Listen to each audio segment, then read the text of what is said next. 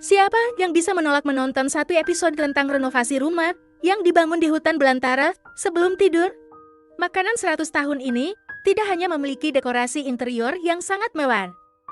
Selain itu, ada juga halaman masuk di luar yang membuat barbecue di sini sangat menyenangkan. Beberapa hari yang lalu, Botak Kuat telah menyelesaikan isolasi dasar dinding.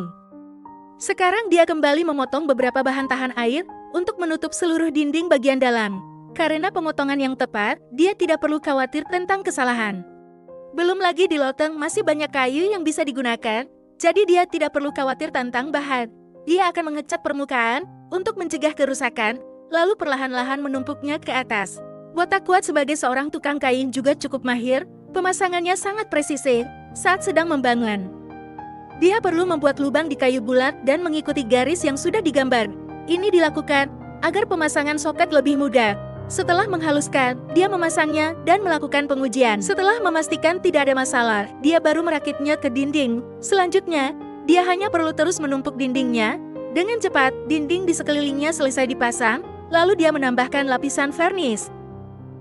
Bagaimanapun, bahan kayu sangat rentan terhadap serangga. Setelah Botak Kuat menyelesaikan pengecatan bingkai pintu dan pintu itu sendiri, seluruh rumah kecil ini tampak sangat berbeda dari yang awalnya. Sekarang, yang paling tidak dia sukai adalah pintu utama rumah kecil itu. Namun, sebelum menyempurnakannya, dia berencana untuk memperbaiki dinding terakhir terlebih dahulu. Untuk itu, dia pergi ke kota dan membeli banyak semen.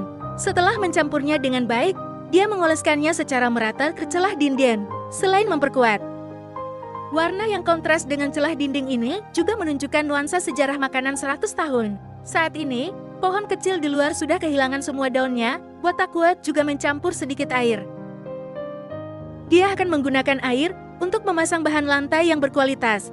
Dia memilih kayu minyak karena tidak akan membusuk karena perubahan kelembapan. Kerugiannya adalah harus dipasang di atas lem tahan air. Karena tidak membawa level, dia memilih menggunakan klem pengaman sebagai pengganti sehingga dapat mencegah pengolesan semen yang tidak merata.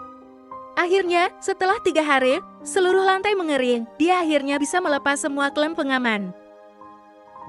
Kemudian, dia menghaluskan lantai yang sudah selesai tanpa jalan. Pekerjaan ini sangat melelahkan, tetapi bagi Botak Kuat, itu sangat berharga. Setiap area yang diisi, dia harus menghaluskan dengan spona. Setelah dia selesai, penampilan rumah barunya langsung meningkat beberapa kali lipat, meskipun furnitur di dalamnya sangat terbatas. Jadi, keesokan harinya, dia membeli kompor besar. Dengan fasilitas baru ini, sekarang dia tidak perlu lagi pergi keluar untuk memasak dan sebelumnya dinding sudah disiapkan untuk saluran asap. Dia hanya perlu merakitnya dengan sederhana agar bisa digunakan. Botak Kuat juga segera mencari kayu untuk menyalakan api dan menghilangkan minyak industri di dalamnya. Hasilnya sangat baik, tidak ada asap yang masuk ke dalam rumah. Setelah menyeduh secangkir teh untuk menghangatkan tubuhnya, dia langsung mengeluarkan beberapa panel solar. Panel-panel yang menghadap ke arah matahari ini memberinya fasilitas pembangkit listrik pertama. Energi yang dihasilkan akan disimpan di dalam baterai, sehingga kehidupannya di alam liar tidak akan khawatir. Saat ini, dia akhirnya mulai bekerja pada pintu utama.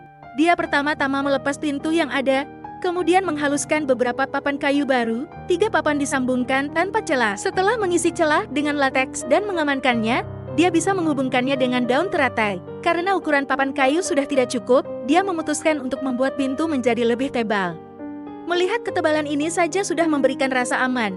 Akhirnya, setelah memasang kunci dan pegangan yang memudahkan akses, bagian luar rumah kecil ini pun selesai sepenuhnya.